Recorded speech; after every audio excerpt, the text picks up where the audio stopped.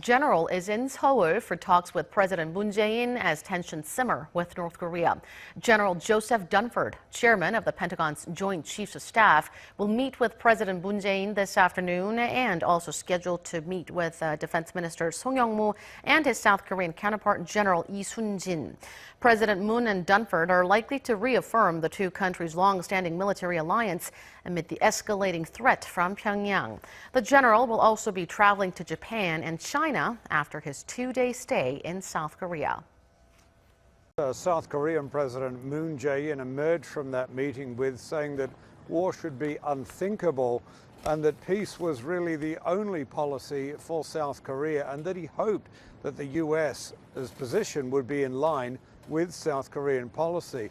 The comments we've heard from General Dunford in the past clearly put him somewhat in line with that position. He has described any potential war on the peninsula as horrific, and he said people that were born after the Second World War simply couldn't imagine the horrors that would happen here if such a war were to occur. But he has said he also believes, given the current tensions, he believes that such a conflict is not unimaginable and that preparations should be taken if such an event were to occur. And despite what President Moon Jae-in is saying, President Moon himself has rolled out the biggest expansion or plans for military expansion here in South Korea that the country has seen in quite a long time. That includes this week fast-tracking the deployment of the extra THAAD anti-missile launchers, and now calling for South Korea to have its own nuclear submarine and much bigger payloads on its missiles.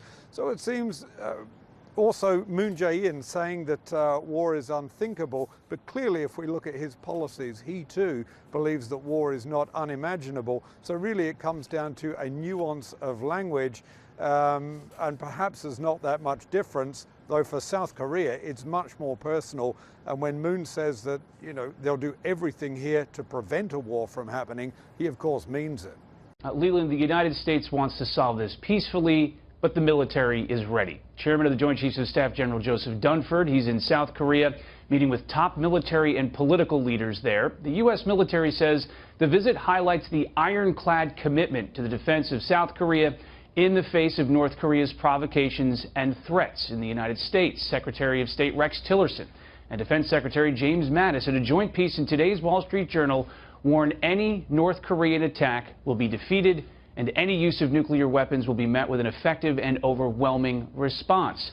They also call out China, writing, quote, "Absent China using its influence to show the world how a great power should act to resolve such a well-defined problem as North Korea's pursuit of nuclear weapons and long-range missile capability, others in the region are obliged to pursue prudent defensive measures to protect their people." China did announce today it will begin enforcing new United Nations sanctions against North Korea, suspending imports of coal, iron, and other materials early next month. Leland. North Korea not the only international crisis. Vice President down south in South America talking about Venezuela. Is he sort of doubling down on the president's idea of a military option, or where are they going with that? Now, the president said late last week that he would not rule out a military option in Venezuela. Now, despite warnings from the United States, the Venezuelan government moved forward with a process to write a new constitution. That's seen as President Nicolas Maduro trying to seize more power as the country suffers a deadly economic and political crisis. In a press conference in Colombia, Vice President Pence said the U.S. wants democracy in Venezuela and that it can be achieved peacefully. Colombian President Juan Manuel Santos added that every country in Latin America would not favor any form of military intervention. Leland.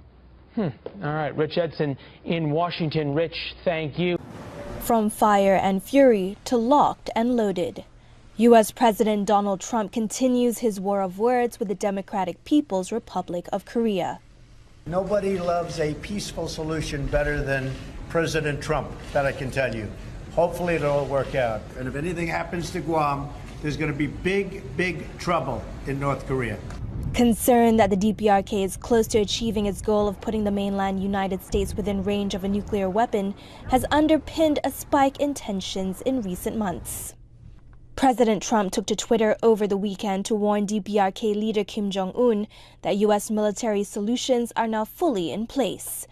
And that message also is brought by U.S. Joint Chiefs of Staff Joseph Dunford, who is seeking to reaffirm the strong U.S. alliance with South Korea.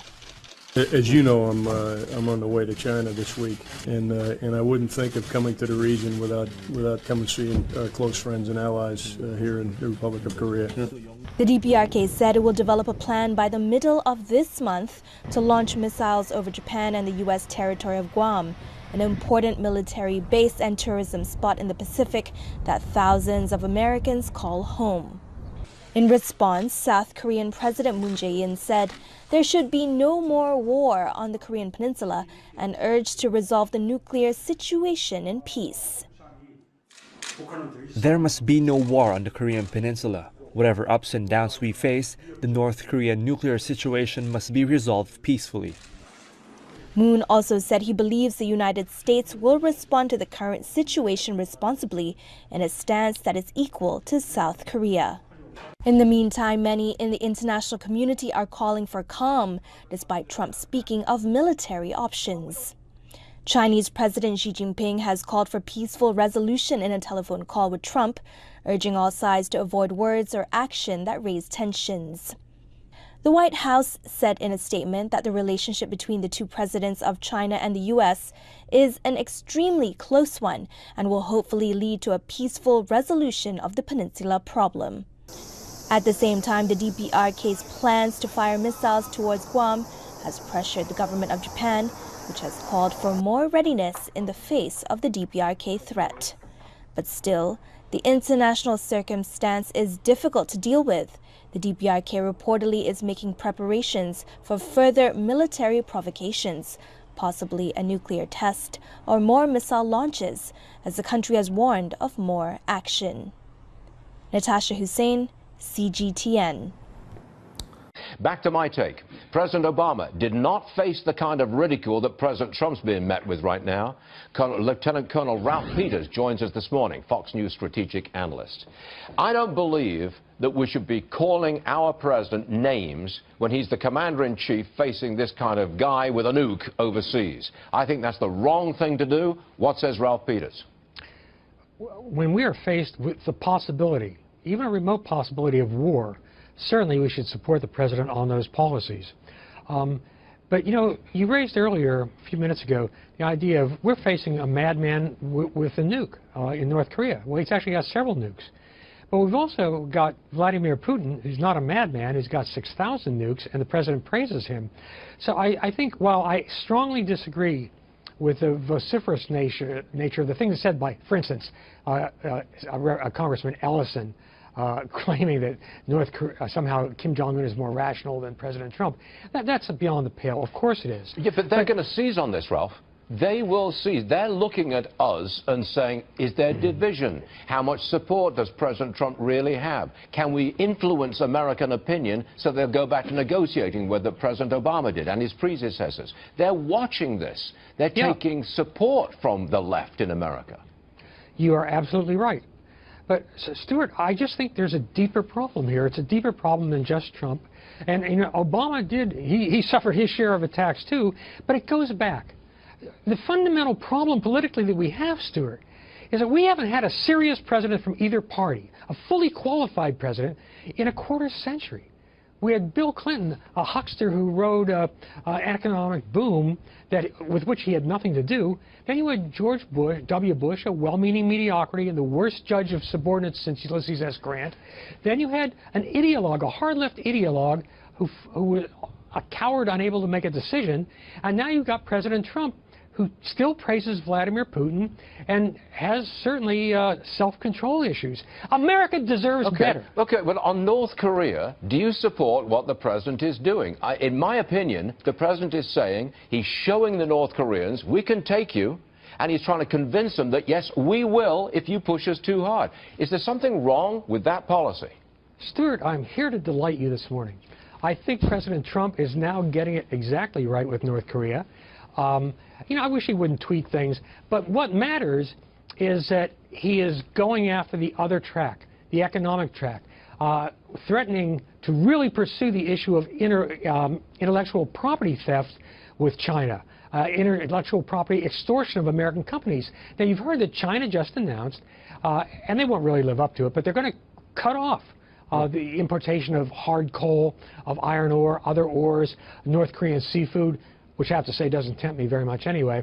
But they're not going to be importing this to China. That could really hurt North Korea's almost comatose economy. Yes, and that tells me that President Trump's approach is scaring them. Yes, exactly. President Trump's hardline approach has convinced them that, yes, we will pull the trigger. You push us too far, and all hell breaks loose in North Korea and China. They're convinced of that, so they're going along. Before we close, you sent me a copy of your latest book, Judgment at Appomattox. I haven't quite finished it yet, but I'm almost there. It's a terrific book. Has it been released to the general public, or did I get a special advance copy? You got a very special advance copy because you have exquisite taste in literature. And the book goes on sale on August 29th, and I hope I'll see you when I'm in New York promoting it, Stuart. It's a really good book, Ralph. It really is. Nobody writes about the Civil War and makes me understand what it was really like you do. And that's really good stuff. We may disagree on a few things, Ralph, but you're a hell of a writer, and that's a fact. Come and see us in New York, okay? See you soon. Thank you. Jeffers, on this show on Friday. Roll tape. In Romans chapter 12, Paul says that individually we're to forgive those who wrong us. But in Romans 13, he deals with the role of government. And he says government is, quote, a minister of God sent by God to punish those who practice evil. And he goes on to say that God has given government the power of the sword. That means the ability to take life either through capital punishment or even through war. Okay, I think we'd better be joined now by Father Jonathan Morris, a Catholic priest, a frequent guest on this program. Big smile this morning. Good morning, Father. I'm a friend of Pastor Jeffers, and I said very clearly to him that I think he's mistaken in his wording, also in his reasoning. Okay. Let me explain why. Yes, Romans chapter 13 gives political leaders, civil leaders, the authority to make political, civil, and even military decisions. No doubt. It's not for the priest, it's not for the pastor, it's not for anyone else. It's the political leader has that responsibility. But that's not the issue here. That political leader also has the obligation to make prudent choices, wise choices. That's why Solomon, for example, when was asked by God, what would you want of me? I'll give you everything. He said, I want wisdom. Political leaders need wisdom because taking out, for example, what Pastor Jeffers actually said was that President Trump has the divine right to take out Kim Jong-un. Okay, that suggests that it's a very simple thing. He's got the right, he can do it. It's not. He has the right to make prudent, wise choices. And sometimes just taking out a dictator is not necessarily the prudent thing, because there are consequences. Maybe it is, maybe it isn't, but it's not so simple. One of the things that really attracts about Christianity is the ability to discuss and interpret the Scriptures. We don't have a dogmatic view of it. It is open to interpretation. And that's what Pastor Jeffers is doing, and that's what you're doing. We are interpreting what we believe is the Word of God. Right. That is not true of many other religions. We're not dogmatic, we discuss, and I think that's a fine thing. Absolutely, but you also have to, it's not just any interpretation is equally right, one from the other. Sure. And God's Word, for example, we're talking about Scripture, never contradicts human reason if our interpretation is correct. And I think it contradicts human reason to just say, hey, President Trump, because he is the President of the United States of America, has the divine, permission to take out so-and-so. Who am I to say that? Who is Pastor Jeffers to say that? I don't think we have the ability to say that, and I think that's why the President needs wisdom. Okay. Wisdom. It's not an easy thing to get. Okay, let me segue, so to speak, to Charlottesville. The President did not make a strong statement immediately about what is going on there, and we've got it on your screens right now. What's your take on the President, his statements, and Charlottesville? Well, anyone who knows anything about communication, I think the President does, knows that you don't kill the lead by obfuscating the issue with other things. The President is right that, yes, of course there were people from different sides who used violence and they shouldn't have, but that's not the point. The point is that some white supremacists, some neo-Nazis, some radicals who believe that somehow white people are better than people of color. They're the ones who started this. They started a crazy, whatever it was. Are you critical of President Trump? Should he have said something different at a different time? He knows he should have said something different. Okay. Where's the person advising him to say, if you don't say it like this, you're obfuscating the issue? It doesn't mean that President Trump wasn't right, that some people shouldn't also are to blame for being violent. But that's not the point here. You have to lead with the lead. Okay. You're fired up this morning. You are. You really are. But that was good. That was good. I appreciate that. You know, we had Romans up on the screen. Yeah, fired up. Yeah, you did. Father, come back soon, please. He also elaborated on President Trump's comments on Friday, refusing to rule out military intervention in the country. What the world heard last week in the voice of President Donald Trump was resolve and determination. A determination not to let this moment slip, not to stand idly by while a neighbor collapses into dictatorship. What I can assure you is that we will remain vigorous in our efforts to isolate Venezuela economically and diplomatically. And I would anticipate additional U.S. action in this regard sooner rather than later. Meantime, Maduro's son, Nicolas Maduro Guerra, told state media that if the U.S. intervenes, Venezuela will, quote, seize the White House with rifles. Joining us this morning, retired four-star Admiral Robert Natter, former commander of U.S. Fleet Forces Command and former 7th Fleet commander in Asia. Admiral, the Vice President stressed the possibility of a peaceful solution in Venezuela, but again, military options still on the table, apparently. Is a peaceful resolution possible? Oh, I think so, and it's certainly, Dagan, in the hands of the Venezuelan people. I think this administration is consistent, as has been successive administrations, saying that the diplomatic solution is by far the best solution. Admiral, I want to get Andrew Peek in here. Andrew, do you have a question? Yeah, Admiral, one of the problems, in my view, is that the Venezuelan regime has a monopoly on force, of course, and has even armed a lot of its supporters who aren't in the security forces to keep order and inflict political violence on its behalf, much like the Syrian regime did. We would like to see a peaceful solution, but is there at some point an opportunity or an argument for the U.S. to begin arming the opposition to Maduro in Venezuela? Look, the solution in Venezuela is definitely the people of Venezuela. How that's done, be it through their own institutions, their own military, their own people, ultimately have to resolve this. Whether we get involved politically through the region, with our neighbors, their neighbors down in Central and South America, that's the best solution. I don't want to predict how we might assist this process, but ultimately it does come down to the people of Venezuela. Hopefully their leadership down there, their institutions will ensure a democracy prevails there. Well, the threat to certainly people in the United States is very real. Admiral, after we found out a top Venezuelan lawmaker may have orchestrated an assassination plot against Florida's Senator Marco Rubio.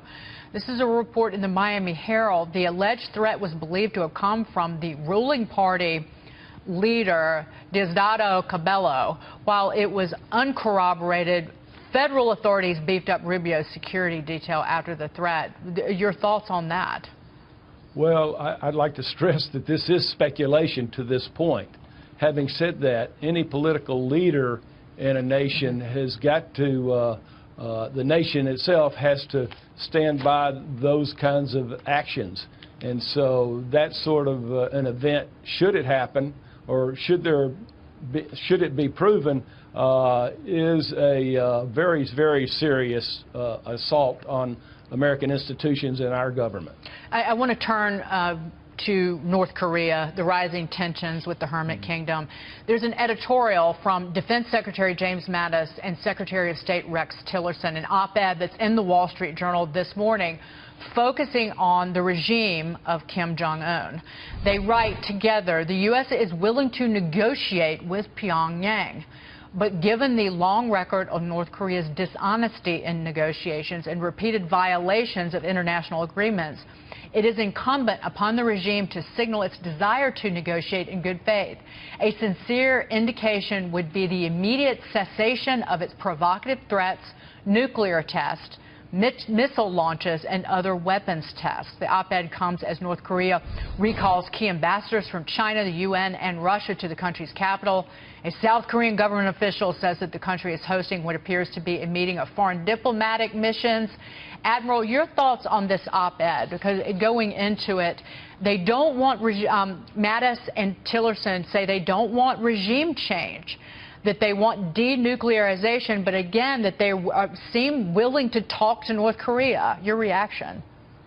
Well, as stated in the editorial, North Korea has a long history of utilizing diplomacy to just continue their actions with regard to long-range missile development and nuclear weapons development. The United States appropriately is saying, enough, we're not going to be duped with this process and this approach any longer. They want and they need an obvious statement on the part of North Korea preceded by actions. And I think their approach here stressed the importance to China of negotiating this in good faith and through the observance of actions on the part of North Korea, not just empty talk. Andrew? Admiral, what would, in your view, a campaign to eliminate North Korea's missile and nuclear capability look like? Well, a military campaign or a military diplomatic campaign? No, a military campaign. A military campaign. Well, obviously, that would be a campaign of last resort, as you well know. Only when all diplomatic efforts are exhausted. But it would obviously be preceded by an air campaign, a missile campaign. Hopefully it would be conventional, but it would be ugly by any description. The ugliest military action we would have seen since World War II. You spent your career in surface ships in the Navy, I believe. What role would cruisers and destroyers play?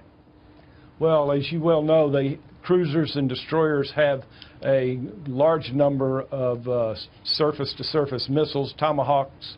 They also have a very able surface-to-air capability against opposition aircraft, and they have a missile defense capability against the launch of missiles, whether they be conventional or nuclear armed. Admiral, thank you for being here this morning and covering so much ground for us. Admiral Robert Natter, we'll see you soon. Thank you, Dagan.